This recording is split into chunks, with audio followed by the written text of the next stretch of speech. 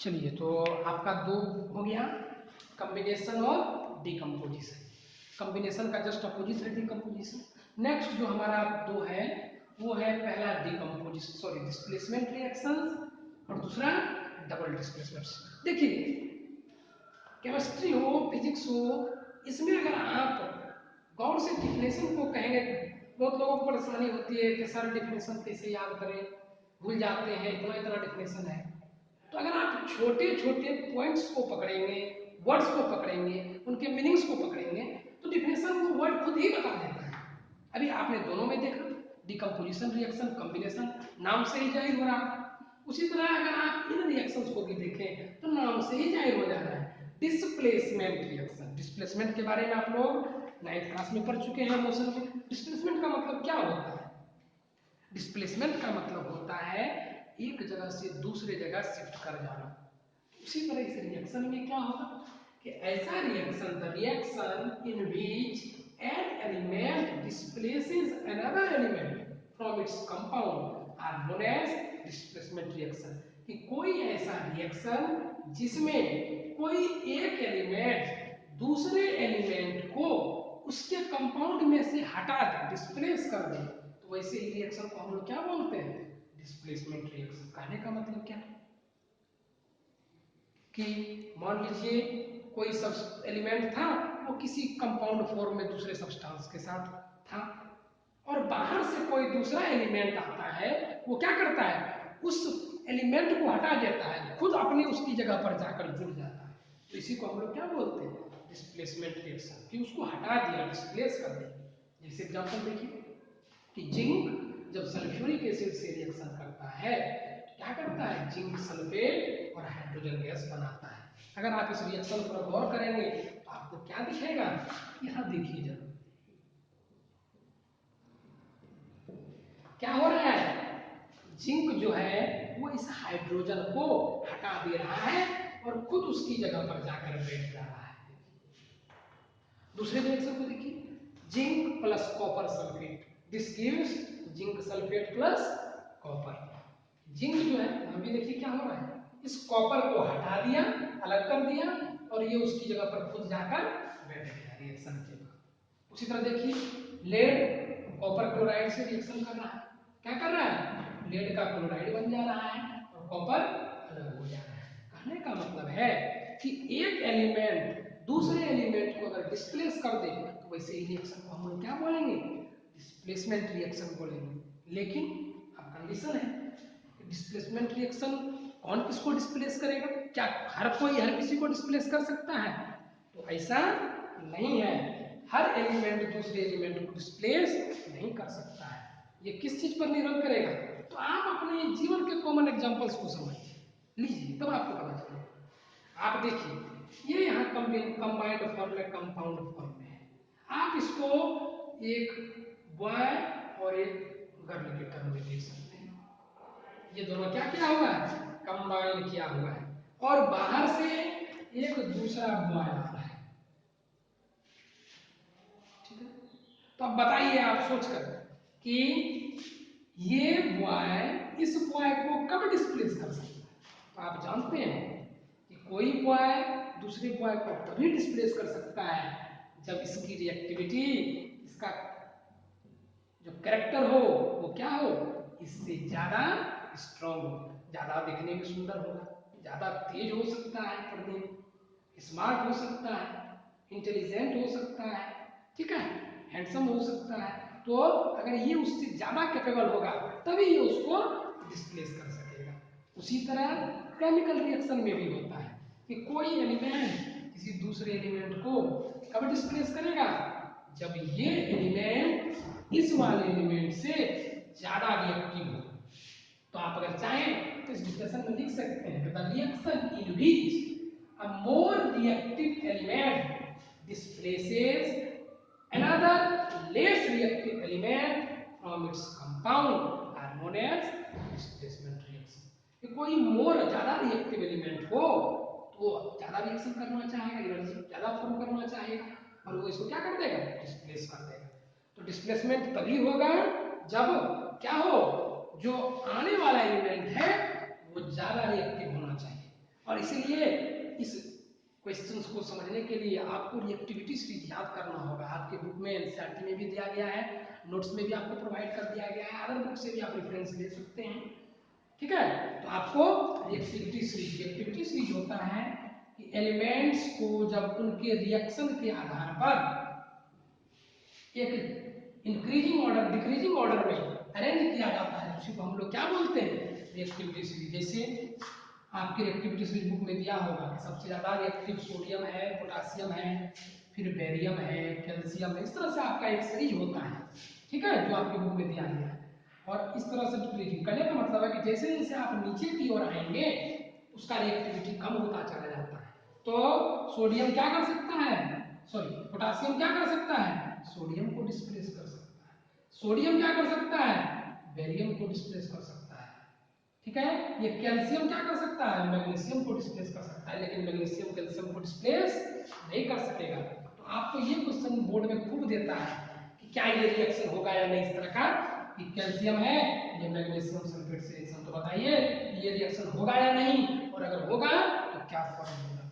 तो अगर आपको ये रिएक्शन बनाना है, आप जान रहे हैं एक एलिमेंट है दूसरे एलिमेंट को डिस्प्लेस करेगा डिस्प्लेसमेंट से, लेकिन अगर आपको रिएक्टिविटी सीरीज याद नहीं है तो आपको परेशानी हो जाएगी। आप तुरंत लिख देंगे कैल्शियम सल्फेट प्लस मैग्नीशियम, और वही दूसरा दे देगा मैग्नीशियम प्लस कैल्शियम सल्फेट, आप लिख देंगे मैग्नीशियम सल्फेट प्लस कैल्शियम। तो आप देखिए दोनों ये कैसे होगा, पहले के हिसाब से कैल्शियम ज्यादा स्ट्रांग हो रहा है, दूसरे के हिसाब से मैग्नीशियम हो रहा है, क्योंकि मैग्नीशियम डिस्प्लेस कर देना। तो उसके लिए क्या करना होगा आपको, ये रिएक्टिविटी सीरीज याद होना बहुत ही जरूरी है। ठीक है, आप इसी रिएक्टिविटी सीरीज का अलावा बता सकते हैं कि दोनों में से कौन रिएक्शन सही है। आप देख रहे हैं कैल्शियम मैग्नीशियम से ऊपर है, तो कैल्शियम हाईली रिएक्टिव है, तो ये इसको डिस्प्लेस कर देगा, ये रिएक्शन हमारा सही है। लेकिन ये रिएक्शन हमारा गलत है, कोई भी लेस रिएक्टिव एलिमेंट इसी हाईली रिएक्टिव एलिमेंट को डिस्प्लेस नहीं कर सकता है। नेक्स्ट देखते हैं डबल डिस्प्लेसमेंट। देखिए नाम से ही जाएंगे, डबल का मतलब दो, डिस्प्लेसमेंट कहने का मतलब यहाँ एक सब्सटेंस का डिस्प्लेसमेंट हुआ, यहाँ कितने का होगा, दो सब्सटेंस का। तो ऐसा रिएक्शन जिसमें दो कंपाउंड एक दूसरे से रिएक्शन करने पर क्या करते हैं, अपने एलिमेंट का या अपने एटम का या ग्रुप ऑफ एटम का एक्सचेंजिंग कर लेते हैं। एक्सचेंजिंग का मतलब है यहाँ डिस्प्लेसमेंट तो हो रहा है, पर इसमें भी डिस्प्लेसमेंट हो रहा है, इसमें भी डिस्प्लेसमेंट हो रहा है, इसीलिए इसको हम लोग डबल डिस्प्लेसमेंट बोलते हैं। इस रिएक्शन को देखिए, सिल्वर नाइट्रेट सोडियम क्लोराइड से रिएक्शन करके क्या करता है, सिल्वर क्लोराइड और सोडियम नाइट्रेट बनाता है। अगर आप इस कंपाउंड को देखें तो क्या का देखिए, यहाँ देखिए इसको और इसको कंपेयर कीजिए, क्या हो रहा है, आप देखेंगे कि NO3 की जगह पर Cl आ गया, और अगर इसको देखें और इसको देखें तो क्या देख रहे हैं, Cl की जगह पर NO3। कहने का मतलब दोनों में डिस्प्लेसमेंट हो रहा है, और इसलिए इसको हम लोग डबल डिस्प्लेसमेंट रिएक्शन कहते हैं। तो डबल डिस्प्लेसमेंट रिएक्शन में क्या होता है कि दोनों के एटम या ग्रुप ऑफ एटम्स का डिस्प्लेसमेंट होता है, उसको हम आयन भी कह सकते हैं। ये जनरली आयनिक रिएक्शन ही होता है, आयंस के बीच में ही डबल डिस्प्लेसमेंट रिएक्शन होता है। इसे समझिए कैसे ये होता, कैसे होगा, इसके बेसिक को हम लोग समझने की कोशिश करते हैं, क्यों ऐसा होता है या कैसे होता है। तो मान लीजिए ये मेरा रिएक्शन है, तो देखिए क्या होता है, आप जानते हैं ये भी आयनिक है, ये भी आयनिक है। जैसे इसको आप लोग डिसॉल्व करते हैं वाटर में, ये क्या होता है, आयंस में ब्रेक हो जाता है इन दोनों को लेकर, और वाटर में जैसे ही आप डिसॉल्व कीजिएगा, ये रिएक्शन हम लोग एक्वस फॉर्म में ही करते हैं, तो ये सिल्वर आयन में और ये नाइट्रेट आयन में टूट जाता है। उसी तरह सोडियम क्लोराइड भी क्या होता है, सोडियम आयन में और क्लोरीन आयन में टूट जाता है। इलेक्ट्रोलिसिस में पढ़ चुके हैं सोडियम क्लोराइड। अब क्या होगा, ये सिल्वर का पॉजिटिव आयन इस क्लोरीन के नेगेटिव आयन के साथ जुड़ जाता है, और ये सोडियम का पॉजिटिव सिल्वर का ये सोडियम का पॉजिटिव आयन इस नाइट्रेट के नेगेटिव से जुड़ जाता है। अब एक पॉजिटिव एक नेगेटिव कैंसिल होकर NO3 बन गया, कंपाउंड का नाम लिखने तो आपको आता है, एक पॉजिटिव एक नेगेटिव कैंसिल होकर Cl बन गया। ठीक है, इस तरह से ये रिएक्शन होता है डबल डिस्प्लेसमेंट। और दूसरे एग्जांपल को समझते हैं, बहुत सारा एग्जांपल है।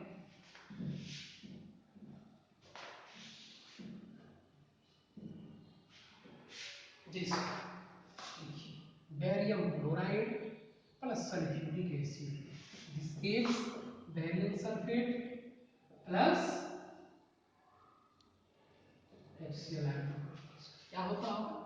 आयन से टूटेगा। आप जानते हैं बैरियम क्या होता है, Ba2+ होता है, क्लोरीन Cl- होता है, तभी ये इससे बनता है। हम लोग इसके बारे में पढ़े कंपाउंड का नाम BaCl। ठीक है, तो आयंस का याद रखिएगा, डबल डिस्प्लेसमेंट रिएक्शन में आपको आयंस याद होना बहुत जरूरी है। अगर आयंस याद नहीं होगा तो आपको लिखने में चार्ज क्या हो सकता है, मिसस्पेल्ड हो सकता है और आपका कंपाउंड गलत बन सकता है। ठीक है, तो ये बन गया हमारा। अब यहाँ देखिए सल्फ्यूरिक एसिड को तोड़ते हैं। आप जानते हैं हाइड्रोजन प्लस में रहता है और सल्फेट आयन माइनस में रहता है, इसको 2 माइनस, इसको हम लोग सल्फेट आयन कहते हैं, इसको हाइड्राइड आयन कहते हैं, क्लोराइड आयन, बैरियम का आयन।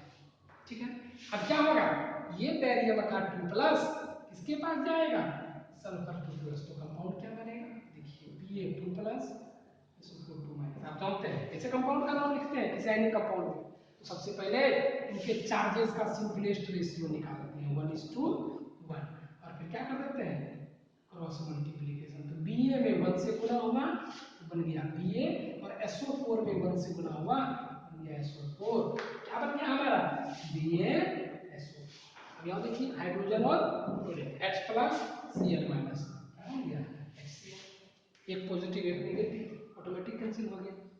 ठीक है, इस तरह से डबल डिस्प्लेसमेंट रिएक्शन हम लोग करते हैं। तो याद रखना है डबल डिस्प्लेसमेंट में दोनों के आयंस का एक दूसरे से एक्सचेंजिंग होगा। ठीक है, और डिस्प्लेसमेंट रिएक्शन में कोई एक ही दूसरे को हटाएगा, वो हमारे कॉलेज का लाइफ हो जाता है। और ये क्या है, ये हमारे आर्मी का लाइफ। आर्मी की प्रॉपर्टी में आप लोग जानते हैं वहां पर क्या होता है, बहुत जगह ऐसा सुनने में आता है हल्ला, वाइफ का एक्सचेंजिंग किया जाता है। ठीक है, तो ये उसी तरह वाइफ के एक्सचेंजिंग से समझ सकते हैं, प्लस और माइनस। ठीक है,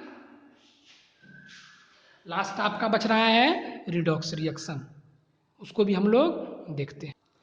चलिए लास्ट है आपका 5वां, oxidation and reduction, oxidation reduction reaction. इसी को हम लोग रिडॉक्स रिएक्शन भी कहते हैं। रेड आया है रिडक्शन से, ऑक्स आया है ऑक्सीडेशन से, तो ऑक्सीडेशन एंड रिडक्शन रिएक्शन बोलते हैं या रिडॉक्स रिएक्शन कहते हैं, रिडक्शन ऑक्सीडेशन रिएक्शन। ये क्या है, तो the reaction in which oxidation and reduction occurs simultaneously, साथ साथ,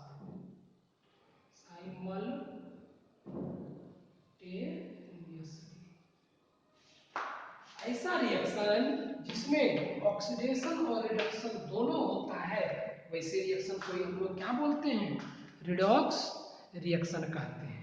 तो सबसे पहले हम लोग ये 2 वर्ड आया है नया आपकी जानकारी में, ऑक्सीडेशन और रिडक्शन, उसको जान जाए। अगर इसको अगर हम जान जाएंगे तो रिडॉक्स रिएक्शन को पकड़ना आसान होगा। ऑक्सीडेशन किसको कहते हैं, तो देखिए अलग अलग कंसेप्ट पर निर्भर करता है। ठीक है, तो आपको हम 4 कंसेप्ट दिए हुए हैं। ठीक है, इसके अलावा भी और होता है और वो हम लोग हायर स्टडीज में पढ़ेंगे, अभी पढ़ने की जरूरत नहीं है।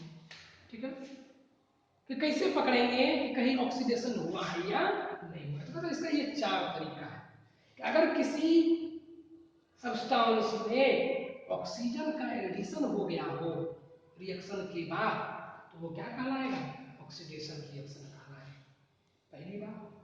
दूसरी, उस सब्सटेंस से उल्टा अगर हाइड्रोजन हट गया हो तो उसको भी हम लोग ऑक्सीडेशन रिएक्शन कहते हैं। तीसरा, अगर उस सब्सटेंस में इलेक्ट्रोनेगेटिव एलिमेंट आकर जुट गया हो रिएक्शन के बाद, तो उसको भी हम लोग ऑक्सीडेशन रिएक्शन कहते हैं। और चौथी बात कि अगर इलेक्ट्रोपॉजिटिव उसमें से हट गया हो तो उसको भी ऑक्सीडेशन। ये दोनों एक दूसरे का कंप्लीमेंट्री है और ये दोनों एक दूसरे का कंप्लीमेंट्री। देख लीजिए, ऑक्सीजन का जुड़ना, हाइड्रोजन का हटना, उसी तरह इलेक्ट्रोनेगेटिव का जुटना, इलेक्ट्रोपॉजिटिव का हटना। इसी का जस्ट उल्टा होता है रिडक्शन।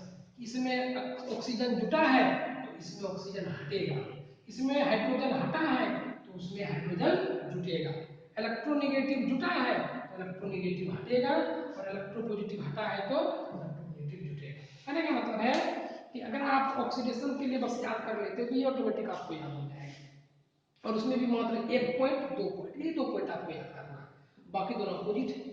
ठीक है, उसके लिए एग्जांपल चलिए आपको हम समझाएं। जैसे ये देखिए, आप जानते हैं कि सोडियम जब ऑक्सीजन गैस से रिएक्शन करता है तो क्या बनाता है, सोडियम ऑक्साइड बनाता है। अगर आप इस रिएक्शन को गौर से देखिए तो आप देख रहे हैं कि सोडियम पहले अकेले था और रिएक्शन के बाद जो प्रोडक्ट बना है उस सोडियम के साथ क्या हो गया है, ऑक्सीजन जुट गया है।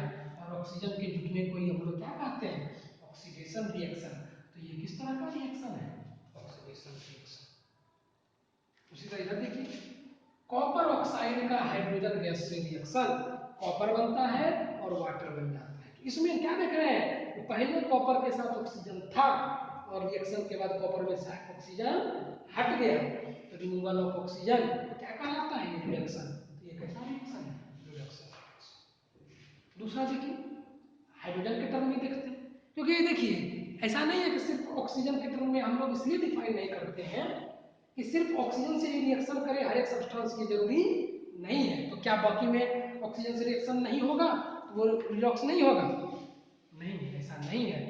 तो दूसरे टर्म्स के टर्म में भी इसलिए डिफाइन किया गया है, इन चारों में से कुछ भी हो सकता है, आपको नजर रखना होगा। दूसरा रिएक्शन देखिए, इथाइल अल्कोहल, शराब वाइन जिसको आप लोग बोलते हैं, इस इथाइल अल्कोहल से क्या फॉर्मेशन होता है हीट करने के बाद, तो कहता है देखिए यहाँ बना हुआ है एसिटल्डिहाइड, इथेनॉल है और हाइड्रोजन गैस है। ये हम लोग कंपाउंड के बारे में आगे पढ़ेंगे का, बस आप रिएक्शन को खाली पकड़ना है। आप यहाँ क्या देख रहे हैं, अगर गौर करें क्या है, 516 हाइड्रोजन है रिएक्शन के पहले, और रिएक्शन के बाद इस कंपाउंड में अगर आप देखिए हाइड्रोजन की संख्या कितनी हो जा रही है, 4, 2 हाइड्रोजन सेपरेट हो जा रहा है, अलग हो जा रहा है, इसलिए रिमूवल ऑफ हाइड्रोजन हो गया, ऑक्सीडेशन। नेक्स्ट देखिए, आयरन क्लोरीन से रिएक्शन करके आयरन का क्लोराइड बनाता है। ठीक है, तो अगर इस रिएक्शन में आप देखेंगे तो आप जानते हैं क्लोरीन इलेक्ट्रोनेगेटिव होता है, इसके ऊपर नेगेटिव कैरेक्टर ज्यादा होता है। इसके इलेक्ट्रॉनिक कॉन्फ़िगरेशन को याद कीजिए आप, 287, एक इलेक्ट्रॉन की इसको चाहत होती है और दूसरे से जब ये एक लेता है तो नेगेटिव बनाता है, तो ये ज्यादा इलेक्ट्रोनेगेटिव होता है।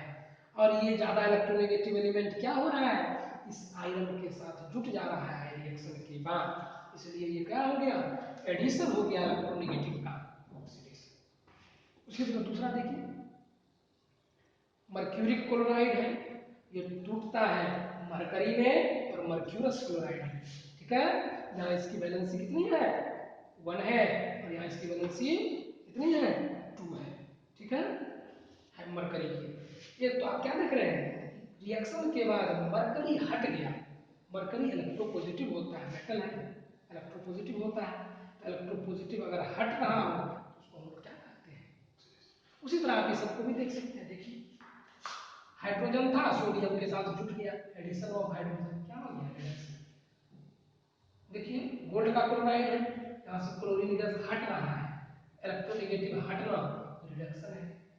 कॉपर था, कॉपर के क्लोराइड से रिएक्शन करके कॉपर का दूसरा क्लोराइड बना रहा है, तो कॉपर इस पे जुट गया, इलेक्ट्रोपॉजिटिव जुट गया, इलेक्ट्रोपॉजिटिव का एडिशन क्या कहलाता है, रिडक्शन।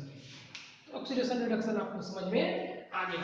ऑक्सीडेशन का मतलब होता है ऑक्सीजन का जुटना या हाइड्रोजन का हटना, और रिडक्शन होता है उल्टा, ऑक्सीजन का हटना या हाइड्रोजन का जुटना। तो ऐसा रिएक्शन जिसमें ये दोनों चीज हो, ठीक है, वैसे रिएक्शन को हम लोग रिडॉक्स रिएक्शन कहते हैं। तो देखिए रिएक्शन 4 तरह का कंसेप्ट उठ सकता है कि भैया यहाँ तो 2 टर्म है तो 4 पॉसिबिलिटी बनेगी, क्या क्या बन सकती है भैया, किसी रिएक्शन में ऑक्सीडेशन हो और रिडक्शन ना हो, दूसरी बात ऑक्सीडेशन नहीं हो रिडक्शन सिर्फ हो, तीसरी बात ऑक्सीडेशन भी नहीं हो रिडक्शन भी नहीं हो, और चौथी बात ऑक्सीडेशन भी हो रिडक्शन। तो ये 4 पॉसिबिलिटी उठ सकता है आपके माइंड में। तो याद रखना है कि अगर कोई ऐसा केस आए जिसमें ऑक्सीडेशन हो रहा है और रिडक्शन नहीं हो रहा है, तो ऐसा कोई रिएक्शन होगा ही नहीं, ऐसा कोई रिएक्शन नहीं होगा, या ऑक्सीडेशन ना हो रिडक्शन हो, ऐसा भी कोई रिएक्शन नहीं होगा। दोनों नहीं हो, ऐसा हो सकता है। और अगर दोनों नहीं है उसको हम लोग क्या बोलेंगे, नॉन रिडॉक्स रिएक्शन। और अगर दोनों हो रहा है उसका नाम तो आपको पहले ही पता चल चुका है, रिडॉक्स। तो रिएक्शन दो ही तरह के हो सकते हैं, या तो रिडॉक्स या तो नॉन रिडॉक्स। दुनिया में जितने भी रिएक्शन सबको आप इस दो पार्ट में बांट सकते हैं, या तो उसमें ऑक्सीडेशन रिडक्शन दोनों होता होगा, या तो दोनों नहीं होगा। ऐसा नहीं होगा कि एक हो रहा है दूसरा नहीं हो रहा है। फिर आपके मन में कंसेप्ट उठेगा भैया तो फिर आपको एग्जाम्पल दिए, ऑक्सीडेशन का अलग दिए, रिडक्शन का अलग दिए, ऐसा क्यों? तो हमने जो वो एग्जाम्पल्स दिया है उसमें आपने गौर नहीं किया। हमने सिर्फ एक ही सब्सटेंस के रेफरेंस में बताया, दूसरे सब्सटेंस के रेफरेंस में नहीं बताया, समझाने में कंफ्यूजन ना हो इसलिए ऐसा किया गया। जैसे देखिए इस रिएक्शन को ही हम लोग देखते हैं,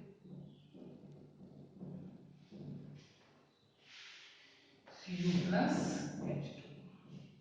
हमने आपको बताया देखिए यहाँ पर ऑक्सीजन था, यहाँ से ऑक्सीजन हट गया तो यहाँ क्या हो गया, रिमूवल ऑफ ऑक्सीजन, रिडक्शन हो गया। लेकिन आपने इस पर गौर नहीं किया, इसका रिडक्शन हुआ है। लेकिन अगर हम इसको देखें तो यहाँ हाइड्रोजन था, यहाँ ऑक्सीजन जुड़ गया तो क्या हुआ है, ऑक्सीडेशन। तो आप क्या देख रहे हैं कि रिडक्शन भी होता है और ऑक्सीडेशन भी होता है, किसी रिएक्शन में दोनों होता है। बस अंतर क्या है कि अलग अलग सब्सटेंस पर हो रहा है। एक ही सब्सटेंस पर भी दोनों चीज हो सकता है, रिडक्शन और ऑक्सीडेशन। ऐसा भी हम लोग आगे पढ़ेंगे, पर समझना यही है कि जब भी ऑक्सीडेशन होगा तो रिडक्शन भी होगा, और रिडक्शन होगा तो ऑक्सीडेशन भी होगा, कोई अकेला एग्जिस्ट नहीं करेगा। अब देखिए एक टर्म आता है ऑक्सीडाइजिंग एजेंट और रिड्यूसिंग एजेंट।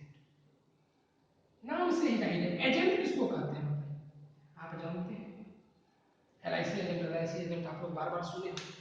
तो एलआईसी एजेंट जो होता है वो एजेंट क्या करता है, वो दूसरों का एलआईसी बनाता है। तो कहने का मतलब है एजेंट का काम होता है दूसरों के लिए कुछ करना। तो यहाँ जो टर्म है ऑक्सीडाइजिंग एजेंट, तो कहने का मतलब है कि ऐसा कोई सब्सटेंस जो दूसरे को क्या करे, ऑक्सीडाइज करे, उसी को हम लोग ऑक्सीडाइजिंग एजेंट कहते हैं। और रिड्यूसिंग एजेंट किसको कहेंगे, ऐसा कोई सब्सटेंस जो दूसरे को रिड्यूस करे, उसको हम लोग रिड्यूसिंग एजेंट कहेंगे। ठीक है,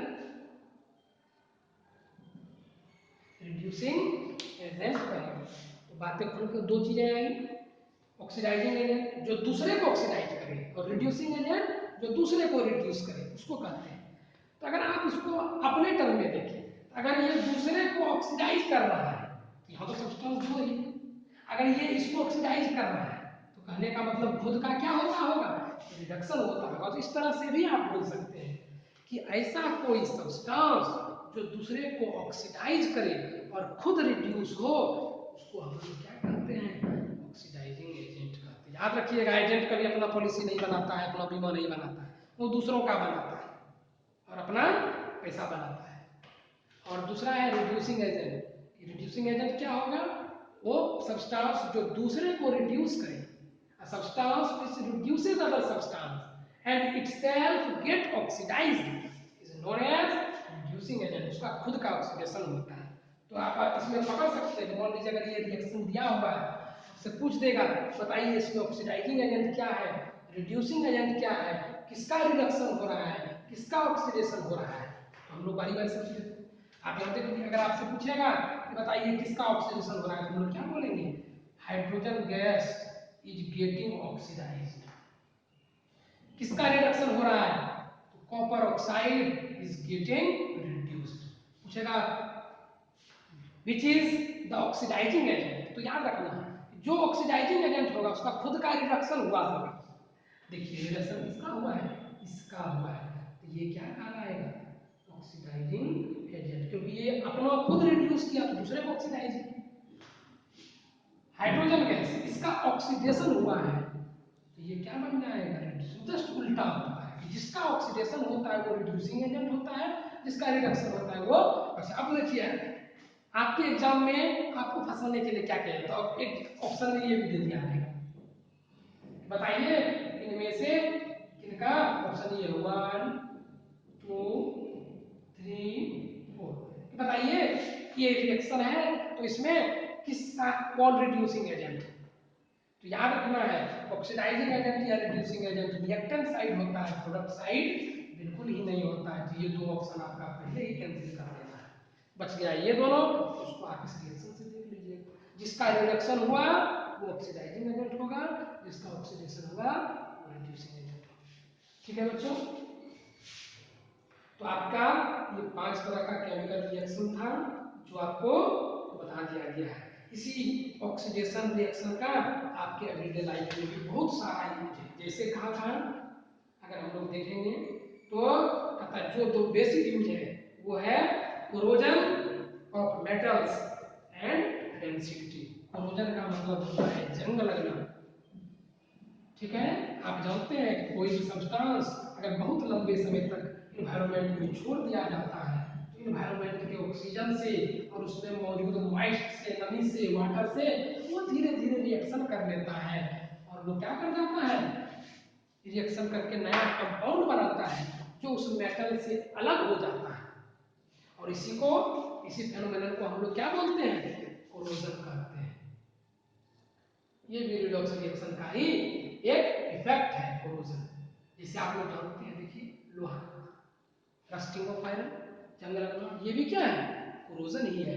आप जानते हैं लोहा बहुत दिन तक जब एयर के प्रेजेंस में पड़ा रहता है ये वाटर मॉइस्ट धीरे धीरे पानी से रिएक्शन करके और वाटर के प्रेजेंस में क्या करता है, आयरन का ऑक्साइड बना लेता है।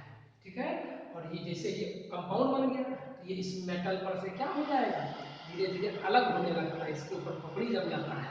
इसको आप लोग क्या करते हैं, झाड़ कर हटा देते हैं, इसका सर इस कागज से लगाकर साफ कर देते हैं। यहाँ से क्या हो रहा है, इसका क्षय हो रहा है, विनाश हो रहा है। कोरोजन क्या है, हम लोग बोलेंगे the phenomenon in which the destruction of a substance take place is known as corrosion। ऐसी घटना जिसमें क्या होता है, किसी सब्सटेंस का क्षय हो, बर्बादी हो, खत्म हो, उसको हम लोग क्या बोलते हैं, कोरोजन। और कोरोजन का ही एक स्पेशल केस है, अगर वो आयरन में होता है उसको हम लोग रस्टिंग करते हैं। इस कोरोजन से कैसे बचा जा सकता है, बहुत सारे प्रोसेस है, आपके नोट्स में हम सब दिखा चुके हैं, इसको ज्यादा समझाने की जरूरत नहीं है, थ्योरेटिकल चीज है।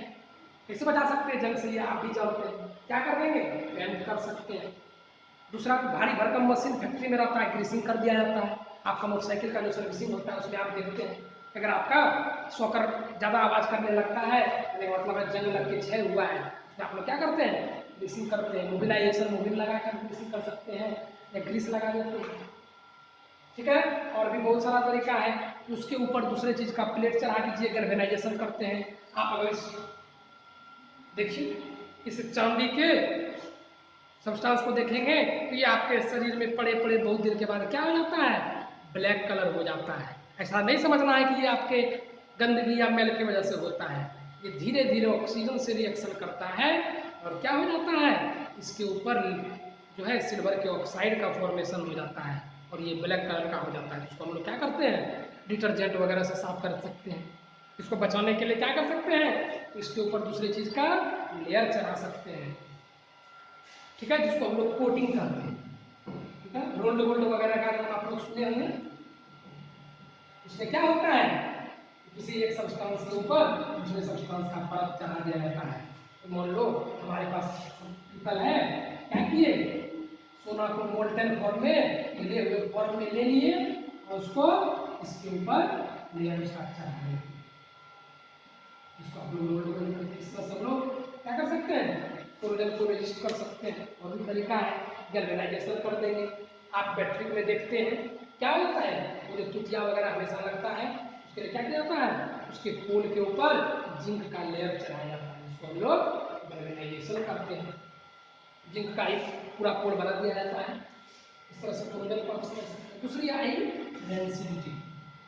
रेंसिडिटी क्या होता है, जो ऑयल या फैट कंटेनिंग सब्सटेंस होता है, आप जानते हैं इनको अगर बहुत देर तक खुले में छोड़ दिया जाए तो ये क्या करते हैं, ऑक्सीजन से रिएक्शन कर लेते हैं बैक्टीरिया वगैरह के प्रेजेंस में और ये एक कंपाउंड बना देता है जो आपके यूज के लायक नहीं रहता है, बर्बाद हो जाता है, उसी को हम लोग रेंसिडिटी कहते हैं। जैसे खाना वगैरह आपका जो खराब खट्टा होता है वो क्या है, रेंसिडिटी का उदाहरण है। जिसमें भी तेल लहसुन प्याज वगैरह यूज करते हैं वो क्या हो जाता है, बहुत देर बाद खराब हो जाता है। उसको बचाने के लिए रेंसिडिटी, खाने का खट्टा होना या चिप्स वगैरह सड़ जाना, ये सब क्या है, रेंसिडिटी का उदाहरण है। और इसको कैसे बचाया जा सकता है, तो आप लोग तरीका प्रोसेस जानते हैं।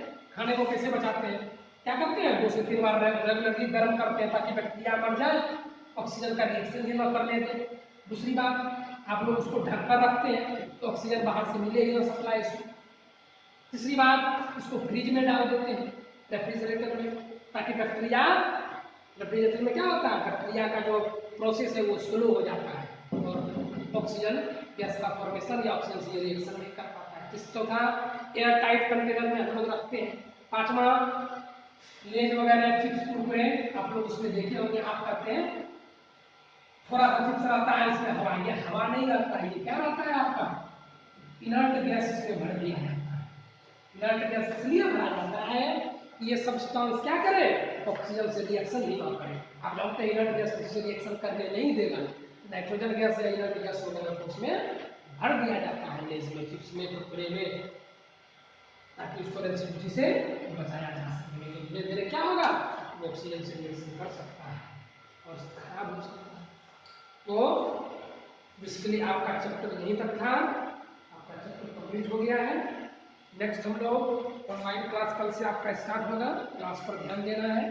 रूटीन जो चल रहा है जिस तरह से है आपका, अल्टरनेट में मैथ और साइंस एक्सचेंज होता है तो आपका क्लास चलेगा। कल हम लोग ऑनलाइन क्लास में केमिस्ट्री का चैप्टर 1 कंप्लीट हो गया, ठीक है। इसको हम लाइटली इसलिए पढ़ाए हैं क्योंकि ये बस थ्योरी है, नोट्स है, आपको याद कर लेना है पॉइंट्स, कैसे कोरोजन होता है, कैसे बचाते हैं, रेंसिडिटी से बचने के लिए क्या क्या करते हैं, ठीक है। कल हम लोग ऑनलाइन क्लास में जिससे स्टार्ट करेंगे, इसका पहला चैप्टर इलेक्ट्रिक करंट है आपका, ठीक है। और मैथ में आपका जो सब्जेक्ट स्टार्ट किया जाएगा वो आपको ग्रुप में इन्फॉर्म कर दिया जाएगा, ठीक है। तो आपका जिस तरह से जो रूटीन है, रूटीन के हिसाब से ही हम लोग क्या करेंगे, वर्क करेंगे। एक दिन आपका साइंस, एक दिन मैथ होता है। Thank you. चैप्टर को आप बढ़िया से पढ़ें और याद करें।